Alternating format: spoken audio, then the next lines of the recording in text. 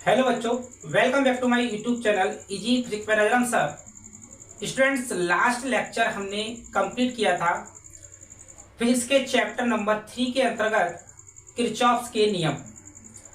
उसी क्लास को हम कंटिन्यू करते हैं और लेते हैं एक नया टॉपिक, बीट स्टोन सेतु। बीट स्टोन सेतु क्या होता है, आज की क्लास में हम जानेंगे।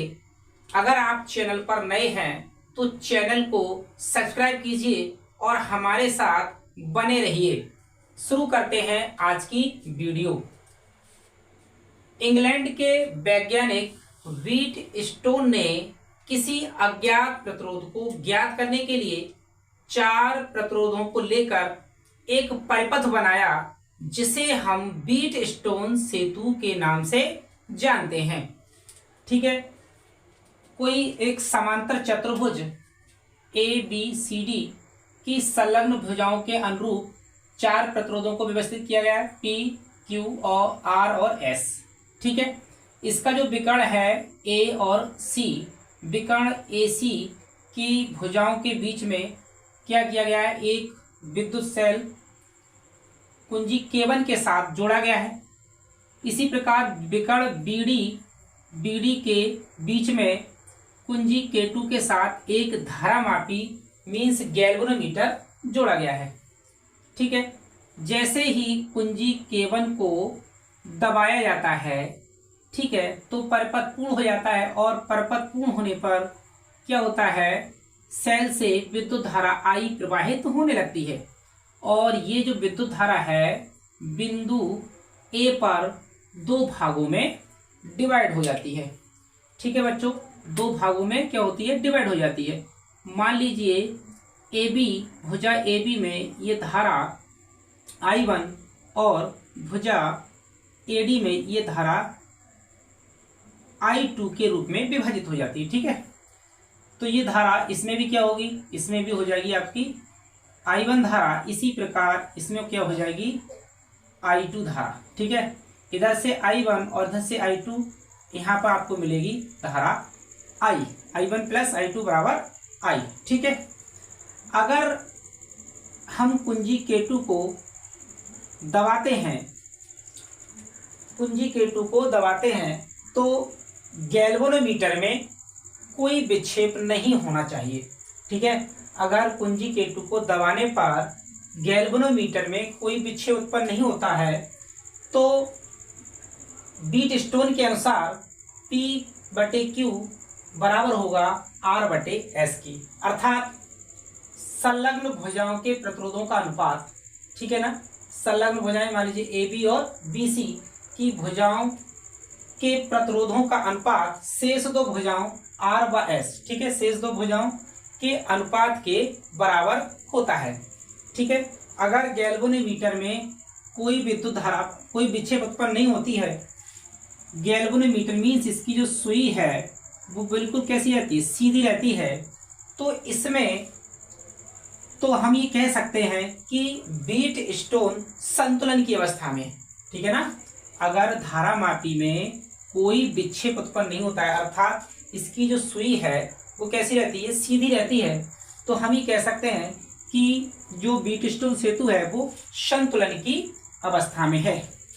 ठीक है, इसके बारे में लिखेंगे कैसे डिटेल, इसमें रचना, इसमें 4 प्रतिरोध PQRS को चित्र के अनुसार जोड़ा गया है।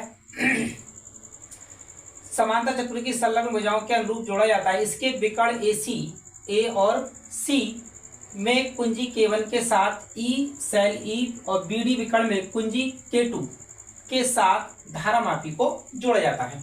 ठीक है, इसका सिद्धांत क्या है, ठीक है, बीट स्टोन सेतु का सिद्धांत क्या है, धारामापी शून्य विक्षेप की स्थिति में होने पर 2 संलग्न भुजाओं के प्रतिरोधों का अनुपात शेष 2 संलग्न भुजाओं के प्रतिरोधों के अनुपात के बराबर होता है। ठीक है, धारामापी अगर शून्य विक्षेप की स्थिति में, अर्थात इसकी सुई में कोई विक्षेप नहीं है, तब 2 संलग्न भुजाओं के प्रतिरोधों का अनुपात, 2 संलग्न भुजाएं मीन्स AB और BC, ये इसको हम बोलेंगे संलग्न भुजाएं AB और BC। इसमें जो प्रतिरोध लगे हुए हैं P और Q, P और Q का जो अनुपात होगा, शेष दो संलग्न भुजाएं AD और CD, इसमें प्रतिरोध लगे हैं R और S, तो R/S के अनुपात के बराबर होगा। अब देखते हैं इसके सूत्र का निगमन, ठीक है, सूत्र का निगमन देखते हैं। सूत्र का निगमन किस प्रकार से होगा, देखते हैं। इस सर्किट में देखेंगे कि ये मान लीजिए A, B, D और A, ये क्या है, एक बंद खंड है, सूक्ष्म खंड है, या बंद पास बोल सकते हैं इसको, ठीक है। बंद पास एक है और इसमें जो धारा की दिशा है वो कुछ इस प्रकार है, ठीक है ना। धारा की दिशा क्या है, कुछ इस प्रकार है, तो यहाँ लिखेंगे बंद पास एक के लिए, बंद पास एक के लिए किरचॉफ के द्वितीय नियम से, ठीक है। किरचॉफ का द्वितीय नियम, यहाँ पर किरचॉफ का द्वितीय नियम लागू होगा। तो किरचॉफ का द्वितीय नियम क्या होता है कि संगत प्रतिरोध और उसमें बहने वाली धारा का गुणनफल, ठीक है। संगत प्रतिरोध क्या है, P × I1, ठीक है। और इसमें देखेंगे ये दूसरा प्रतिरोध क्या है, R है, और इसमें बहने वाली धारा क्या है, I2 है। लेकिन ये जो है धारा की दिशा यूं है, इस टाइप से है, धारा की दिशा क्या है, क्लॉकवाइज है। तो ये क्या हो जाएगा, यहाँ पर धारा I2 विपरीत दिशा में है, इसलिए क्या हो जाएगी, इसमें धारा हम लेंगे किसमें, माइनस में, ठीक है। -I2 × R ये मिल जाएगा आपको, बराबर में क्या है, इसमें क्या है, इस ABDA इस बंद पास एक में कोई विद्युत वाहक बल नहीं है, तो क्या होगा, 0, ठीक है। PI1 बराबर ये I2 प्लस माइनस में उधर जाएगा प्लस I2 × R, इक्वेशन 1। इसी प्रकार हम लेंगे बंद पास, ये मान लीजिए हमारा क्या है, बंद पास 2 है। बंद पास क्या है, इसमें धारा की दिशा कुछ इस प्रकार है, ठीक है। तो यहाँ में क्या है, प्रतिरोध Q, इसमें बहने वाली धारा क्या है, I1, तो लिखेंगे बंद पास 2 के लिए, बंद पास 2 के लिए किरचॉफ का द्वितीय नियम क्या होगा, Q × I1 माइनस, ठीक है। यहाँ पर S प्रतिरोध है और I बहने वाली धारा क्या है, I2 है, और धारा की दिशा क्या है, इस दिशा के क्या है, विपरीत है। तो ये हो जाएगा I2 × S बराबर 0, ठीक है। QI1 बराबर I2S, इक्वेशन 2 इक्वेशन 2 से इक्वेशन 1 को क्या करेंगे, डिवाइड करते हैं, ठीक है ना। समीकरण 1 को समीकरण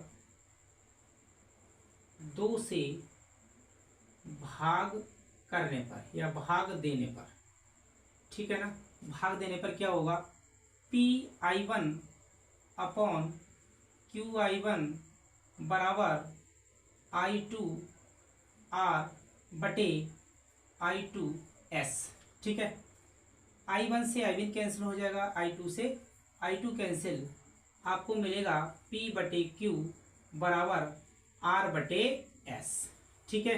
P/Q बराबर R/S, यही जो है बीट स्टोन सेतु के संतुलन की अवस्था की शर्त है, ठीक है ना। P/Q बराबर R/S, अगर बीट स्टोन सेतु जो है संतुलन की अवस्था में है तो P/Q बराबर होगा R/S के, ठीक है। यदि हमें P, Q और R का मान ज्ञात है तो हम किसी अज्ञात प्रतिरोध S का मान ज्ञात कर सकते हैं। तो स्टूडेंट्स, आज की वीडियो को यही समाप्त करते हैं। आपको वीडियो कैसी लगी, वीडियो अच्छी लगी हो तो लाइक कीजिए और कमेंट बॉक्स में एक प्यारा सा कमेंट जरूर कीजिए। मिलते हैं नेक्स्ट वीडियो में।